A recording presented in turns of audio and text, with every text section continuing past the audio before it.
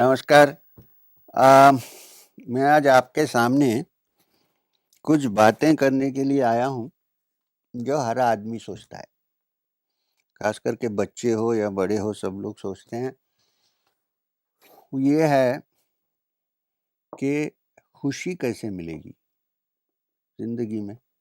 किसी को दुःख ज़रूरत नहीं है, कोई दुःख नहीं चाहता है, सब खुशी चाहता है। अब खुश कैसा रहेंगे? और खुशी और आनंद में थोड़ा-सा फ़र्क है। खुशी का मतलब है छोटे-छोटे चीज़ों से खुश हो जाएँ। आनंद का मतलब है ऐसा प्लान बनाएँ जिससे हम सालों भर खुश रहें। ये है आनंद का डेफ़िनिशन। ज़िंदगी ऐसी है कि दुःख आते जाते हैं, कुछ नहीं कर सकते हम। कहीं से कहीं दुःख तो आते ही हैं, मगर हमारे अंदर जब मन स्टेबलाइज़ हो जाए और अंदर सा एक एक तरह का जो आनंद है, वो जब मन शांत होता है तभी आता है, तभी प्रकट होता है। ये हमें पता चल जाए तो दुःख आते हैं और दुःख जाते हैं। दुःख एक ये जो समंदर में वेव्स होते हैं, ऐसी चीज़ है। दुःख आती है, जाती है, मगर सुख जो है, उसको अपना साथी बना सकते हैं। पुराना गाना है मगर वो रिवर्स है। सुख तो है एक धरती आती जाती है, दुःख तो अपना साथी है। मैं कहता हूँ, सुख तो अपना साथी है, दुःख आता जाता है। ये एंगल थोड़ा बदलना चाहिए। अगर ऐसा सोचें और हमारे बच्चों को भी ये सिखाएँ, तो खुश रखना सीख जाएँगे। कैसे सुखी रहें, कैसे आनंद रहें, ये वो सीख जाएँगे। तो इसके लिए क्या करना है? क्या संन्यास लेना है या हिमालय में जाना है या गुफ़ा के अंदर बैठना? नहीं, कुछ नहीं करना। बस इतनी चीज़ याद रखना चाहिए कि आँख खोल के सारा संसार देखें, खाली हमारे ऊपर ही सेल्फ़िश मोटिव से देखते नहीं रहें। आँख को खोलिए, मन को विस्तार कीजिए, तो आपको लगेगा कि सारी दुनिया, सारी संसार, सब प्रकृति हमारी ही है और वहाँ जो अच्छा हो रहा है, उससे मुझे भी खुशी मिल रही है। नॉर्मली क्या होता है, हम सोचते हैं कि खुशी का मतलब क्या है कि मुझे कुछ अच्छा होता है तभी खुशी होती है। ऐसा नहीं होना चाहिए, क्योंकि सारा संसार एक है, सारी प्रकृति एक है, सब इंटरकनेक्टेड है, इंटरलिंक्ड है, नेटवर्क है। इसलिए कहीं एक जगह में खुशी हो, तो हमें भी होना चाहिए खुशी। जब ऐसा हम सोचेंगे तो मन भी विस्तार हो जाएगा। नहीं सोचे कभी भी हमारी ही दुःख के बारे में सोचते-सोचते दुःख में डूब जाए, तो ज़िंदगी आगे कैसे बढ़ेगी? तो बच्चों के लिए खेल मतलब गेम्स, स्पोर्ट्स, योगा और प्रकृति पे जाके देखें क्या-क्या है। जैसा कि हमारे स्कूल में अ, बच्चे संडे हर इतवार को बाइनोकुलर्स लेके फॉरेस्ट में जाते हैं। क्यों जाते हैं? बर्ड वॉचिंग के लिए। अब बर्ड वॉचिंग से क्या होता है?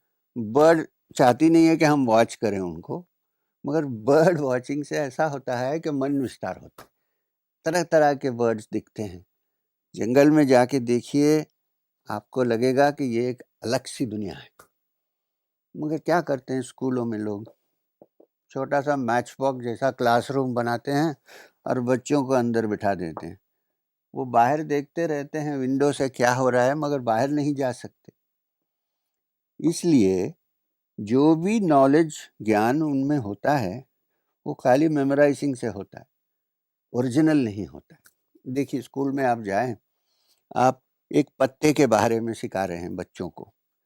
वो अपने बोर्ड में पत्ता बनाएँ, डायग्राम पत्ते का, और बोले ये पत्ता है, ये पत्ता थोड़ी है, पत्ते का डायग्राम है। तो अगर आप बच्चों को ग्राउंड्स में ले जाएँ और एक्चुअली जो पत्ता गिरा हुआ है उसको हाथ में रखे बोले ये पत्ता है, तो जैसा वो समझते हैं उसमें बहुत फ़र्क है। जैसा कि डायग्राम देख के समझते हैं और एक्चुअली देख के समझते हैं।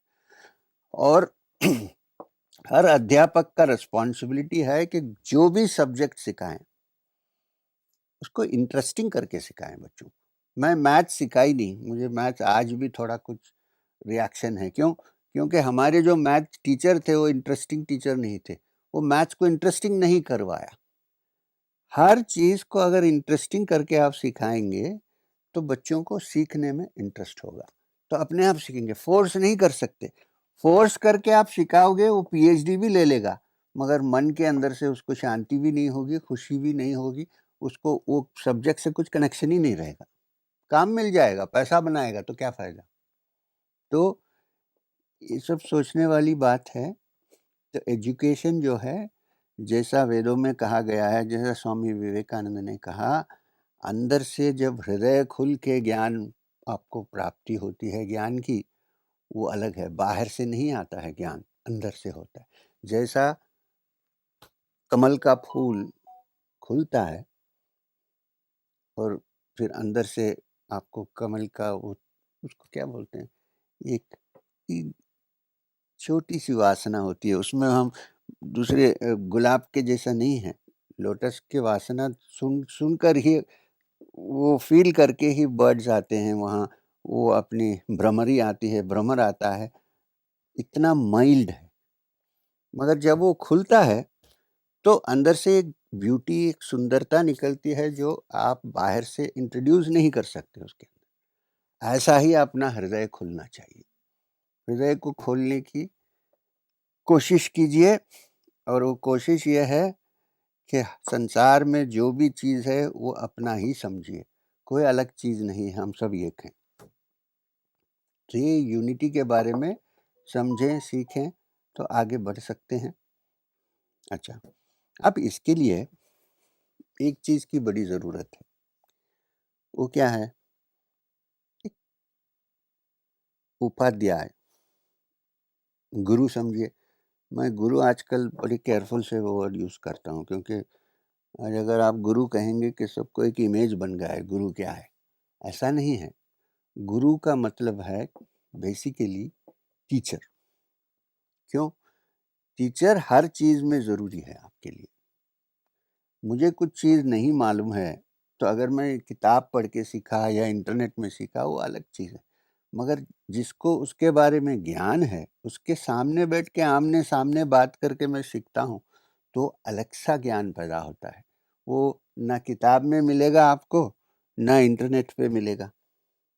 तो इसीलिए मैं समझता हूँ कि हर कोई भी चीज़ सीखने के लिए गुरु की ज़रूरत है। गुरु इन्वर्टेड कॉमास में, इमेज छोड़ दीजिए गुरु का। इमेज मतलब इतना समझिए कि कोई है जो हमारे से ज़्यादा जानता है, तो वो आप अपना ज्ञान हमें देना चाहता है, बस इतना ही समझिए। और गुरु अपने दोस्त जैसा होता है। ऐसा नहीं कि आप कहीं दूर खड़े हो और गुरु कहीं ऊपर बैठा है और हाथ रख के ऐसा आपको ब्लेसिंग दे रही है, ये गुरु नहीं है। वो ज़माना चला गया। आजकल आप पास में जा सकते हो, पास में बैठ के बात कर सकते हो, दोनों एक ही टाइप के चेयर पे बैठ के बात कर सकते हो। ऐसा आप बात करोगे तो उसको संवाद समझा जाएगा, नहीं तो संवाद नहीं बनता है। संवाद में सम जो अक्षर, जो वाक यूज किया गया है, उसका मतलब है दोनों एक लेवल में बैठ के बात कर रहे हैं, सम। फिर वाद होगा। नहीं तो मैं कहीं ऊपर बैठूंगा, आप कहीं नीचे बैठेंगे, जो मैं बोल रहा हूँ आप नहीं समझ पाएंगे, आप जो पूछ रहे हैं मैं नहीं समझ पाऊंगा। दोनों मिल के करना है। जैसा कि दो फ्रेंड्स अपने बेंच पे बैठे हैं गार्डन में और सोचते हैं कि एक विषय है, उसके बारे में चर्चा करें। चाय के ऊपर चर्चा, चाय है नहीं है, लाइम जूस के ऊपर भी चर्चा कर सकते हैं। तो ये जो चर्चा है, ये बड़ी ज़रूरी चीज़ है, इसको हम संवाद कहेंगे। अच्छा, अब मुझे इसके बारे में कैसा पता चला? क्योंकि मेरी ज़िंदगी में मैं भी बहुत कुछ सीखा, इधर-उधर घूमा, बहुत सारा यात्रा किया, किताबों बहुत पढ़ा, सब कुछ किया। मगर तब भी मुझे लगा कि मैं कुछ मिस कर जा रहा हूँ। तब मिले हमारे गुरु महेश्वरनाथ बाबा जी। उनके साथ 2.5 साल में रहा, तो उनका पहला प्रयत्न ये था कि मेरे अंदर जो वीकनेसेस, जो फॉल्ट्स है, उसको प्रकट करें बाहर। जब ये बाहर आया तो फिर उसको हम हैंडल कर सकते हैं। उसको दबा के रखने से कैसे समझ में आएगा क्या है अंदर? तो पहला 1 साल ऐसा था कि उन्होंने मुझे अच्छी तरह स्टडी करवाया अपने आप को, और उन्होंने भी मुझे अच्छी तरह स्टडी की। फिर बाकी 2 साल जो हुए उसमें जहाँ डिफेक्ट था उसको ठीक करके आगे बढ़ने का तरीका सिखाया गया। तो इसलिए मैं तो समझता हूँ कि हर ज्ञान प्राप्ति के लिए वो शायद साइंस हो सकता है या मटेरियल साइंसेस हो सकते हैं या साइकोलॉजी या स्पिरिचुअल साइंसेस हो सकते हैं, आध्यात्मिक साइंस हो सकती है। हर चीज़ के लिए एक मेंटर की ज़रूरत है, एक टीचर की ज़रूरत है, एक गुरु की ज़रूरत है, जिससे अब इसलिए गुरु को रिस्पेक्ट करते हैं लोग। इसलिए नहीं रिस्पेक्ट करते हैं कि वो कुछ पगड़ी बांध के दूर बैठा है, ऐसा नहीं। इसलिए रिस्पेक्ट करते हैं कि वो ज्ञान प्राप्ति में हमें हेल्प करता है, ये गुरु है। तो वेद में गुरु को परब्रह्म के हिसाब से देखते हैं। गुरुर् ब्रह्मा गुरुर्विष्णु गुरुर्देवो महेश गुरु साक्षात परब्रह्म तस्मै श्री गुरुवे नमः। इसका मतलब क्या है कि गुरु जो है, जो हमें सिखाता है, हमें अंधेरे से रोशनी के ओर ले जाता है, वो गुरु परब्रह्म के समान है। और गुरु क्या सिखाता है? ये परब्रह्म जो आप ढूंढ रहे हो, अगर ढूंढ रहे हो तो वो दूर कहीं नहीं, अपने ही हृदय में है। तो इससे 2 चीज़ मालूम होती है। एक, परब्रह्म को आनंद कहते हैं, सच्चिदानंद, वो भी हमारे हृदय में है। और परब्रह्म ऑल पावरफुल है, इन्फिनाइट एनर्जी हमारे अंदर है। इसको टैप करने के लिए जो भी आपको इंस्ट्रक्शन देता है वो गुरु है, चाहे मटेरियल साइंसेस से हो या स्पिरिचुअल साइंस से हो, दोनों। तो मेरा कहने का मतलब ये है कि आजकल के जो बच्चे हैं, स्टूडेंट्स हैं और यंगस्टर्स हैं, अगर वो इसके बारे में समझ जाएं, और जो बड़े लोग हैं, जो अडल्ट हैं, जो पेरेंट्स हैं, जो टीचर्स हैं, वो भी ये समझ जाएं कि इनके साथ कि कैसे व्यवहार करें स्टूडेंट्स के साथ। ऐसा नहीं समझे कि उसको कुछ नहीं मालूम है। कभी कभी ऐसा होता है, आप एक छोटे बच्चे को 1 घंटा वॉच कीजिए, कभी कभी हमें भी उससे बहुत कुछ ज्ञान मिलेगा। तो टीचर जो है वो सीखने के लिए तैयार होना चाहिए। जब वो सीखेगा तभी वो सिखा सकता है। ये बड़ी इंपॉर्टेंट चीज़ है। तो इसको सोच के अगर हम आगे बढ़ें तो स्टूडेंट्स, एडल्ट्स, टीचर्स, पेरेंट्स सब मिलकर काम कर सकते हैं, और वो हैप्पीनेस करिकुलम आपका जो है वो फिर सक्सेसफुल हो जाएगा। तो इसलिए मैं मेरा पॉइंट ऑफ व्यू शेयर कर रहा हूँ आप लोगों से। और एक बात मैं कहना चाहता हूँ कि हर आदमी, हर इंसान, हर मनुष्य, स्त्री हो या पुरुष, सबके अंदर एक इतना एनर्जी है, इतनी शक्ति है, उसको हम टैप नहीं कर पा सके, नहीं करते हैं टैप, क्योंकि हम समझते हैं कि हम बड़े लिमिटेड हैं। वो लिमिटेडनेस से अगर अनलिमिटेड पे जाना है तो मन को खोलना है, विस्तार करना है। माइंड जब एक्सपैंड होता है तब आपको समझ में आएगा कि कोई भी चीज़ ऐसी नहीं है जिसको हम पा नहीं सकते। मन को लगाना चाहिए, उसमें धारणा करना चाहिए, वन पॉइंटेड अटेंशन की ज़रूरत है। और दूसरा, जब कोई भी ज्ञान प्राप्त करते हो वो खुशी से प्राप्त करना चाहिए। ऐसा नहीं कि कोई मैं लोड उठा रहा हूँ मेरे सर पे। हर लोड उतर जाएगा ना, तब एकदम ज्ञान आपको ठीक से आएगा, ब्रेन में कोई फिर स्पेस मिलेगा। अब इतनी चीज़ भर के रखे हैं तो कोई नई चीज़ अंदर डालोगे तो वो बाहर चली जाएगी, अंदर जाने की जगह ही नहीं है। इसलिए पहले इसको क्लियर करना सीखना है, और वो क्लियर करने के लिए कौन सिखाता है? वो गुरु है। वो अपने स्कूल के टीचर हो सकते हैं, माता पिता हो सकते हैं, कोई बाहर का आदमी हो सकता है, कुछ भी हो सकता है। तो इसलिए मेरा कहना ये है कि अच्छा आइडिया है कि दिल्ली गवर्नमेंट ने हैप्पीनेस करिकुलम के ऐसा एक सब्जेक्ट निकाले हैं। अब हम उसको सीखना है।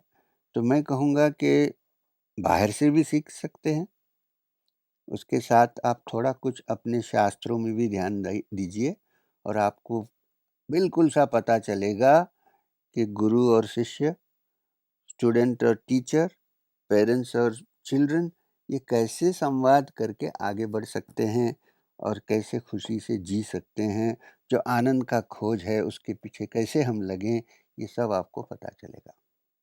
बस इतना कह के मैं इसको भाषण नहीं कहूँगा, इसको भी एक तरह का संवाद कहूँगा। मैं सोचता हूँ कि कोई सुनते होंगे इसको, तो इसको मैं अभी समाप्त कर रहा हूँ।